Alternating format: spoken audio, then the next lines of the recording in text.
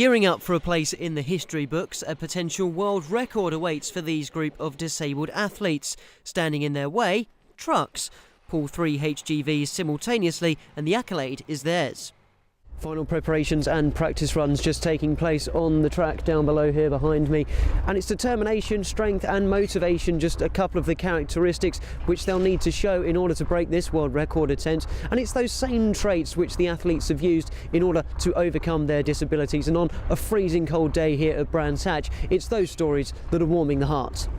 I'm above the amputee, lost my left leg in a motorcycle accident 27 years ago, and I've always kept fit and active. You know, I've not dwelled on it or anything like that. It's just carry on, like life goes on, doesn't it? I've got a condition called ataxia. I've got slight atrophy of the part of my brain that controls my movement. Training for Disability Strongman has really helped. The strength training has helped the stability in my joints. You know, I'm walking a lot better than I was 2 or 3 years ago. I was born with my left hand missing. It's as simple as that, really. I like to think it's not affected me.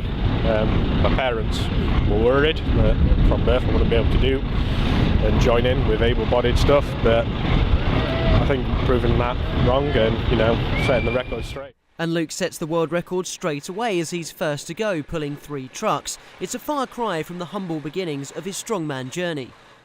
Started going down our cellar, lifting baked beans, as daft as that sounds, on the left side, and yeah, that really hit it. And then from there we progressed onto weights, and the weights got heavier and heavier. Whether or not the athletes began with baked beans, their performances are remarkable. During the course of the day, an incredible 5 world records are broken, 2 of them going to Michael Bishop, the second strongest disabled man in the world. And despite his lofty placing, he feels there's still more to come.